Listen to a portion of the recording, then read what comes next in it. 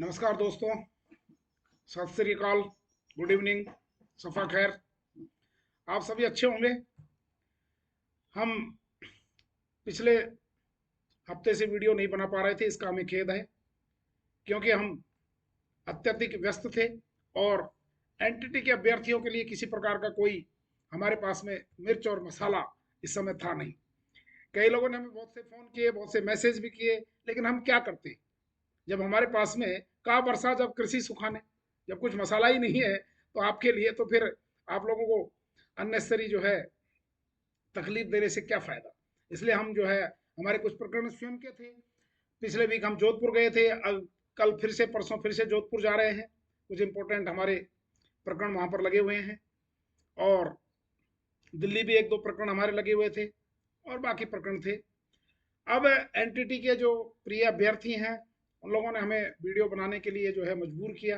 कई लोगों ने तो हमको जो है कल बिल्कुल बाध्य कर दिया कि चाहे जो भी हो, जो भी न्यूज हो या न हो, I should post A video.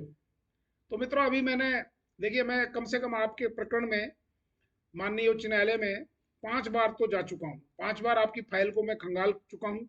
Judicial section से मैं जो है रिक्वेस्ट भी कर चुका हूँ, लेकिन वही कहते हैं कि 19 जुलाई के बाद अभी तक उसमें किसी प्रकार की कोई डेट नहीं डाली गई है। आप खुद भी चेतन डाल्टना पार्टी बाई नेम से खोल करके और देख सकते हैं।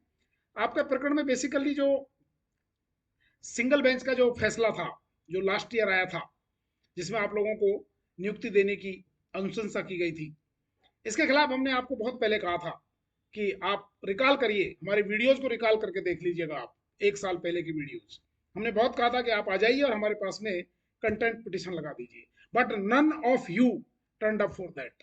कोई भी, किसी ने भी आकर के और कंटेंट लगाने की जो है जरूरत नहीं समझी थी। कंटेंट लगाने से सरकार के ऊपर प्रेशर आता, हाईकोर्ट पे प्रेशर आता और निश्चित रूप से आपके केस को ये इंप्लीमेंट करते, लेकिन none, no one turn up. हम लोग भी क्या कर सकते हैं एज एन एडवोकेट? हम तो आपसे यही कह सकते हैं कि आप आइए, आकर के आपको, हम आपसे कोई फीस चार्ज नहीं करते। मैंने पहले मेरा फर्स्ट वीडियो देखिए, उसमें मैंने संकल्प लिया था कि मैं किसी से किसी प्रकार की कोई फीस चार्ज नहीं करूंगा। बट आपको, you have to bear your own expenses.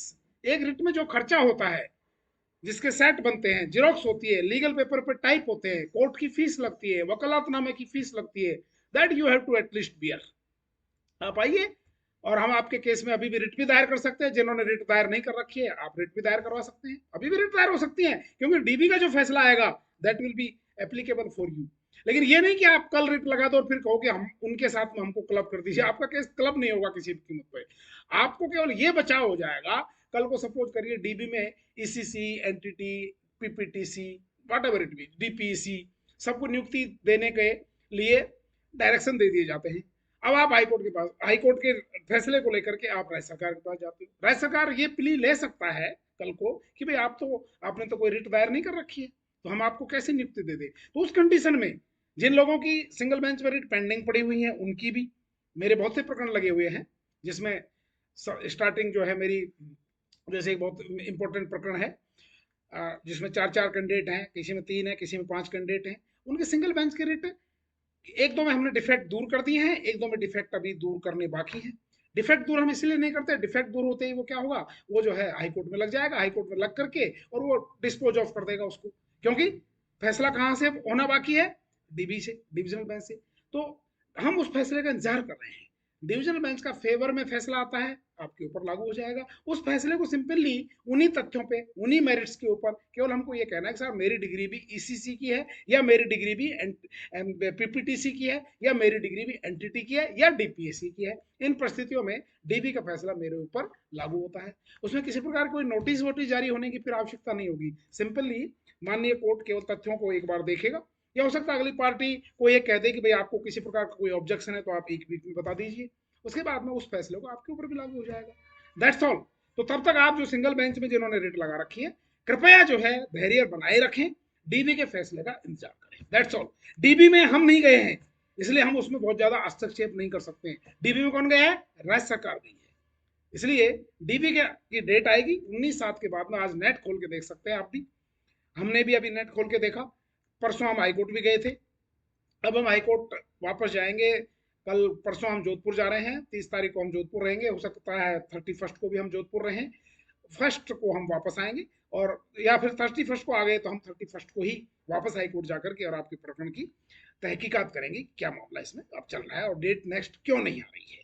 हो सकेगा तो हम मेंशन भी कर देंगे, माननीय चीफ जस्टिस के सामने मेंशनिंग होता है कि भाई ये प्रकरण में 19 जुलाई के बाद में कोई डेट ही फिक्स नहीं की जा रही है, इसलिए बाकी जितने भी लोग हैं, बाकी जो कैंडिडेट हैं जिन्होंने अपने अपने एडवोकेट्स कर रखे हैं, उन एडवोकेट्स के ऊपर भी आप कृपया प्रेशर डालें कि आप जो है माननीय चीफ जस्टिस की बेंच में जाकर के और उसको मेंशन करवा दें, तो हो सकता है चीफ जस्टिस जो है डायरेक्शन दे दे, क्योंकि ऐसे प्रकरण में क्या होता है, जो मेंशनिंग होता है 10:30 के आसपास मेंशनिंग होता है, जब कोर्ट बैठता है तब तो आके कह दीजिए साहब ये प्रकरण में ये मामला चल रहा है। हम बहुत से प्रकरणों में मेंशन करवाते हैं, हो सकता है हम भी मेंशन करवाएं, आई कैन आल्सो मेंशन आपके केसेस के लिए, आपके भले के लिए। हम तो चाहते हैं कि आपका भला जितना जल्दी हो सके हो जाए, हमें तो जो है कम से कम एक प्रेरणा मिलेगी, आप लोग हमको कम से कम मिठाई खिलाओगे और भी नहीं तो जो है, ठीक है ना, इसलिए आपका निश्चित रूप से हम भला चाहते हैं, आपका भला होगा, but you have to wait for that. अब डेट आना डेट नहीं आना ये तो हाई कोर्ट के ऊपर ही डिपेंड करता है, मैं तो देखिए, लेकिन अभी भी हम कहेंगे जिन्होंने रिट्स नहीं लगाई है आप रिट लगाइए, रिट लगाने में कहीं कोई बुराई नहीं है, जो जो भी रिट लगाना चाहते हैं आप लगा दीजिए, लगा करके अपने केस को कम से कम सब्जुडिस तो कर दीजिए,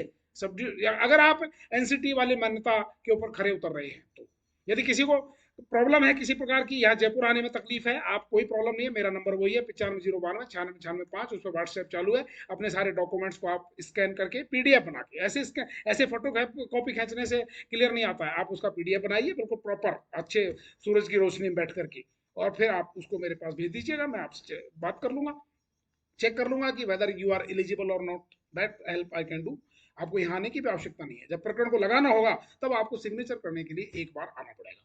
जैसे 4 कैंडिडेट सपोज करिए जो है रिट दायर करना चाहते हैं, तो एक कैंडिडेट को जो भी जिसके नाम से पहली रिट बनेगी उसको वहां पर मेरे पास में ऑफिस में आना पड़ेगा ओनली वंस, उसके बाद हम सब संभाल लेंगे। तो ये बात हो गई, और रही बात फिर आप अपना मोटिवेशन लेवल जो है उसको हाई रखें। अभी जूनियर जो ला के स्टूडेंट हैं, जूनियर लीगल ऑफिसर्स की एग्जाम 29 और 30 अक्टूबर को होने वाली है, राजस्थान जुडिशियल सर्विसेज की भर्ती अभी निकलने वाली है, आरजेएस के सेकंड फेज के इंटरव्यू चल रहे हैं, आरजेएस की प्री नवंबर में होने वाली है, सिविल सर्विसेज मेंस चल रही है, इसलिए आपको कहीं सब आप अपने आप को एंगेज रखिए। जिन्होंने असिस्टेंट प्रोफेसर के एग्जाम्स के फॉर्म्स भर रखे हैं, आप जो है नेट की तैयारी, जिन्होंने नेट क्वालिफाई कर रखा है और जिन्होंने नेट क्वालिफाई नहीं कर रखा है, यू गो फॉर नेट, और होनार बिरवान के हो चीखने पात, देर सही भगवान के अगर देर है मित्रों, अंधेर नहीं है, ऐसा नहीं है कि एडवर्टाइजमेंट नहीं निकले, जगह नहीं निकले तो अब क्या करें, लगे रहिए, करत करते अभ्यास के जड़मत होत सुजान, रसनी आवत पान पर सिल पर पड़त निशान। इसलिए जब आप लगाते हैं, खमठोम खेलता है जब नर, पर्वत के जाते पांव खड़े, इसलिए अपने हौसले बुलंद रखिए, अपना योगा और प्राणायाम जारी रखिए, ठहाके दे दे करके और हंसिए, अच्छा पहनिए, अच्छा खाइए, जीवन का आनंद लीजिए, किसी प्रकार की परेशानी में मत पड़िए, ये जीवन है, हम यहाँ पर एक पाठ बजाने के लिए आए हैं, इसलिए पाठ बजाइए। कोई महिला उपाध्यक्ष बन के पाठ बजाता है, तो कोई अध्यक्ष बन के पाठ बजाता है, तो कोई एसटी/एससी का आयोग बन के पाठ बजाता है, भारत का राष्ट्रपति जो है राष्ट्रपति क्या के रूप में अपना पाठ बजा रहा है, प्रधानमंत्री उसके रूप में पाठ बजा रहे हैं, चंद्रयान पर पहुंच रहे हैं, आप भी आपने हौसले चंद्रयान पर रखिए, आप भी अब सूरज पे जा रहे हैं, आप भी सूरज की रोशनी का आनंद लीजिए, अनुभूति तो कर ही सकते हैं ना कि भाई सूरज से इस प्रकार से हेलियम गैस के गोले निकलते हैं, अपने आप को आप ही गोलों के रूप में घुमाते रहिए, चंद्रमा पे पहुंचिए, कभी आप तारों पे पहुंच जाइए, कभी सूरज पे पहुंच जाइए, कभी आकाश में पहुंच जाइए, कभी पाताल में चले जाइए, ये योग साधना है, कम से कम इससे इस बहाने आपको योग क्रियाओं का जो है आनंद मिलेगा।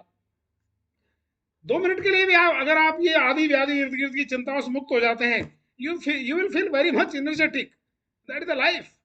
अरे विवेकानंद को देखिए, दयानंद सरस्वती को देखिए, इनको महापुरुषों से कुछ सीखिए, enjoy the life without any worry.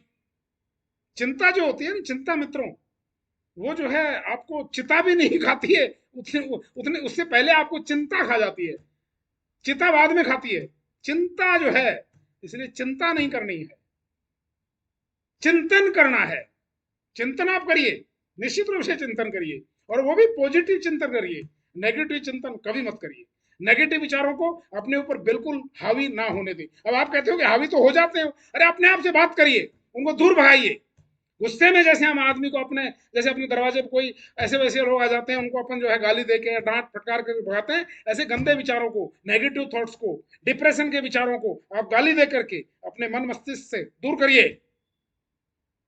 There is no scope for negative thoughts in my mind. All the negative thoughts please get out from my mind.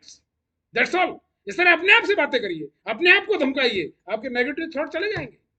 छत पे चले जाइए, पेड़ों से बात करिए, एंड यू फील एनर्जी। यदि आप सभा में जाकर के और भाषण देने में थोड़े से संकोच करते हैं, पेड़ों के पास जाइए, छत पे जाइए और पेड़ों से बात करिए, भाषण दीजिए, उनको अपना ज्ञान दीजिए, अपना ज्ञान सुनाइए उनको। फिर आप देखिए you will gain confidence of speaking also. जो भी कमियां हैं अपना आत्मचिंतन करिए, योगाभ्यास कीजिए। आत्मचिंतन एक ऐसी विधि है जिससे आप सब कुछ जो भी नेगेटिव है, एवरीथिंग, उसको आप दूर कर सकते हो। You will feel strong. आपको मजबूती लानी है, अपने आप से बात करिए। आपको नेगेटिव थॉट दूर करने हैं, अपने आप से बात करिए। पॉजिटिव थॉट भरने हैं, अपने आप से बात करिए। कभी नेगेटिव विचार आते हैं तो कहिए I success is my birth right. मैं यहाँ पर केवल सक्सेस लेने के लिए आया हूँ, हार का स्वाद चाटने के लिए मैं यहाँ नहीं आया हूँ। फिर देखिए, बट इसको आप मन से करिए, खाली फॉर्मेलिटी के रूप में नहीं। जैसे मैं कह रहा हूं, मैं आपको नेचुरल बात कर रहा हूं इस समय, and I use to do it. Therefore I am always energetic, strong. मैं चैलेंज फेस करने में मुझे आनंद आता है। हार और जीत सिक्के के दो पहलू होते हैं। हार जीत को आप दूर रख दीजिए। You have to do your karma. That's all. Thank you very much. आइए, रेलवे, पुलिस, स्कूल टीचर्स, भर्ती, ट्रांसफर, प्रमोशन, चार्जशीट्स, आपको कोई सैलरी नहीं दे रहा है, आपका एमईसी भी आपको टाइम से नहीं मिल रहा है, एमएससीपी टाइम से नहीं मिल रहा है, आपका अनड्यू प्रमोशन रोक दिया गया है, आपका ट्रांसफर रोक दिया गया है, आपका आपको जो है अपॉइंटमेंट जारी नहीं हो रहा है, आपको किसी प्रकार का डिस्क्रिमिनेशन हो रहा है, जूनियर का प्रमोशन कर दिया, आपका प्रमोशन नहीं किया है, आपकी एपीआर एसीआर खराब कर दी है, आइए मेरे पास में। I will fight for you in the tribunal, session court, high court, उपभोक्ता मंच। किसी को, किसी उपभोक्ता को शिकायत है, सपोज करिए किसी व्यापारी से शिकायत है, बिजली विभाग से शिकायत है, और किसी से शिकायत है, आप फ्रिज गलत ले आए हो, आपको कूलर गलत दे दिया गया है, बिल नहीं दिया गया है, आइए, I will file I case in the consumer forum also. But अपने अधिकारों की रक्षा कीजिए। विश्वास खोकर बैठ रहना यह महा दुष्कर्म है, न्यायार्थ अपने बंधु को भी दंड देना धर्म है। Thank you very much, have a nice day. मेरा पता वही है ऑफिस का, 821 आशीष विहार, जगतपुरा, जयपुर। और फोन नंबर वही है 9592 96 5, 9509296965। See you very soon, don't worry. Thank you very much.